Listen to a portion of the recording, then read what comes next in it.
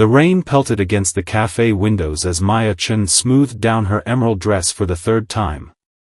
Her best friend had insisted she try this speed dating event in downtown Seattle, promising it would be fun and low pressure. So far, it had been neither.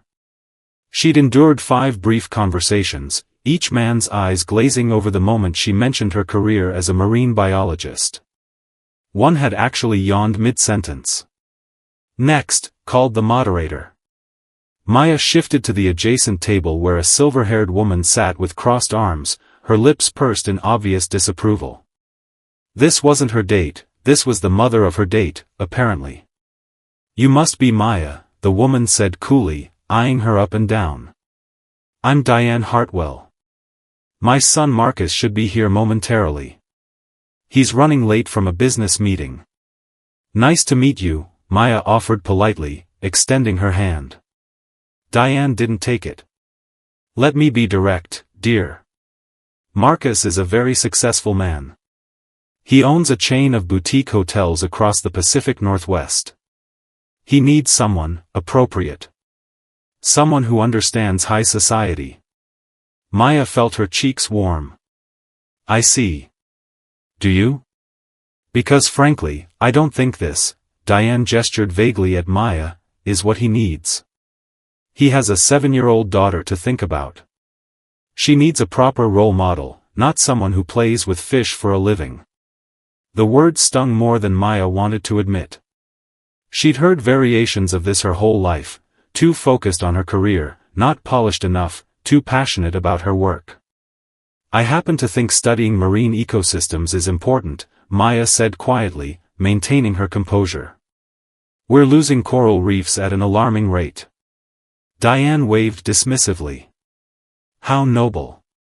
But Marcus needs someone who can host charity galas, not someone who smells like seawater." Before Maya could respond, a tall man in a charcoal suit appeared at the table, slightly out of breath. He had kind eyes and an apologetic smile. "I'm so sorry I'm late," he said, then noticed his mother. "Mom? What are you doing here?" "Protecting your interests, darling," Diane said, standing. "But I was just explaining to Miss Chen that she's not quite what we're looking for."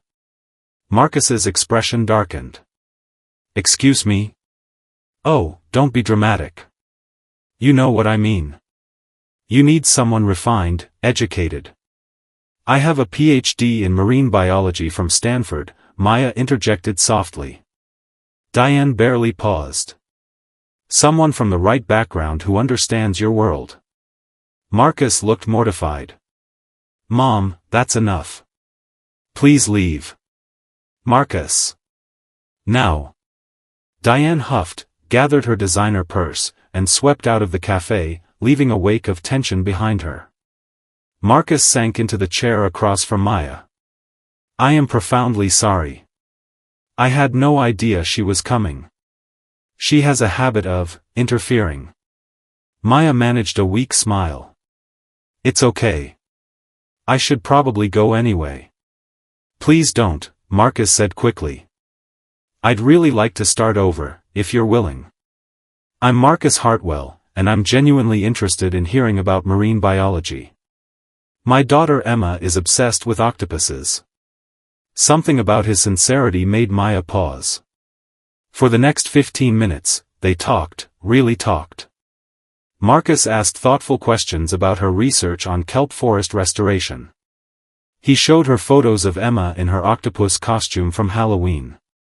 He laughed at Maya's story about the sea lion that stole her lunch during fieldwork. When the moderator called time, Marcus hesitated. "Would you like to get coffee sometime?" "Actually coffee, not speed dating coffee?" Maya found herself nodding. "I'd like that." Over the next 2 months, Maya and Marcus saw each other regularly. He brought Emma to the aquarium where Maya volunteered on weekends, and Emma's eyes lit up as Maya explained how octopuses change color. They had picnics on the beach where Maya collected samples while Emma searched for sand dollars. Marcus cooked dinner while Maya helped Emma with her science homework. But Diane's disapproval cast a long shadow. She called constantly, leaving pointed voicemails about appropriate choices and thinking of Emma's future. At a dinner party Marcus's business partner hosted, Maya overheard Diane telling guests that Marcus was going through a phase and would come to his senses. One evening, Marcus arrived at Maya's apartment looking exhausted. Emma was at a sleepover, giving them rare time alone. "My mother is threatening to pull her investment from the Vancouver property if I don't end things with you," he said, slumping onto her couch.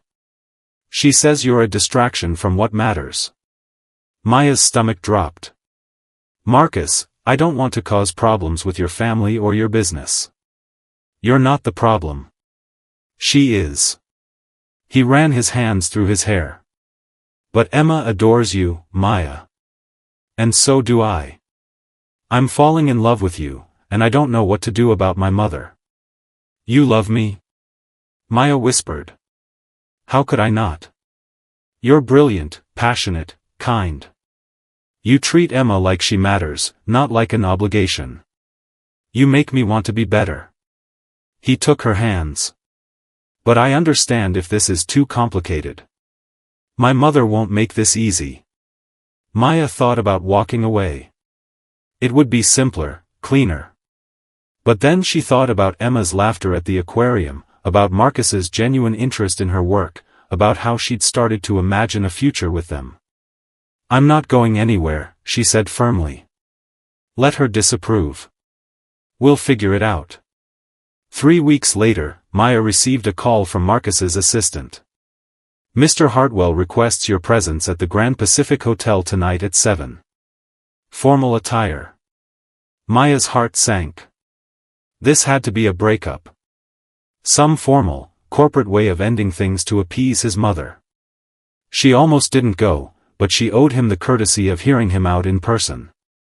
She wore her nicest dress, a deep navy gown she'd bought for a conservation fundraiser, and arrived at the hotel with trembling hands. The assistant led her through the elegant lobby to a private ballroom. The doors opened, and Maya gasped. The room was transformed into an underwater wonderland. Projected images of kelp forests swayed across the walls. Bioluminescent decorations glowed like deep-sea creatures. In the center stood Marcus in a tuxedo, and beside him, Emma in her octopus costume, grinning wildly. "What is this?" Maya breathed. Marcus walked toward her, taking both her hands. Around the edges of the room, Maya noticed guests, Marcus's business partners, friends, and staff from the aquarium. "Maya Chen," Marcus began, his voice steady despite his obvious nerves, "2 months ago, my mother tried to convince me you weren't good enough. She was wrong. You're extraordinary." "Marcus. Please, let me finish." He smiled. "You've shown me what it means to be passionate about something beyond profit margins. You've taught Emma that being smart and curious is something to celebrate. And you've made me happier than I've been in years." Emma bounced excitedly, holding something behind her back. "I know this is fast," Marcus continued. "I know we've only known each other a short time. But I also know that I don't want to spend another day without knowing you'll be part of our lives. So." He knelt down on one knee. Emma rushed forward, revealing a velvet box, which Marcus opened to reveal a stunning ring with an aquamarine stone. "Will you marry me?" Maya's hands flew to her mouth. Tears blurred her vision. "But your mother has no say in my happiness or Emma's. This is my hotel, my life, my choice. And I choose you. We choose you. Say yes." Emma stage whispered loudly, making the guests chuckle. Maya looked at Marcus, at Emma, at this impossible, wonderful scene they'd created. She thought about how Diane had dismissed her, how Marcus had defended her, how Emma had held her hand at the aquarium and said, "You're the coolest grown-up I know." "Yes," she said, laughing through tears. "Yes, absolutely yes." Marcus stood and slipped the ring onto her finger, then pulled her into a kiss while the room erupted in applause. Emma crashed into them both, wrapping her arms around their legs. Now we can go to the aquarium whenever we want," Emma declared. Later, as guests congratulated them, Marcus's business partner pulled Maya aside. "For what it's worth, Diane left the business partnership last week. Turns out Marcus didn't need her investment after all, he's been financially independent for years. He just didn't want to hurt her feelings by telling her. He gave her the choice to be part of his happiness or not," Maya said softly. "And she made her choice. But Marcus made his too." A year later, Maya stood in the research vessel off the coast of Vancouver, examining samples from a thriving kelp restoration site. Emma, now 8, peered through the equipment with fascination while Marcus helped document their findings. "Mom," Emma called, she'd started calling Maya that 3 months ago, "is this the kind of kelp that sea otters wrap themselves in?" "Exactly that kind," Maya confirmed, her heart swelling. Her phone buzzed with a message from the aquarium. "Your proposal for the children's marine education program has been approved. Congratulations, Dr. Hartwelchen."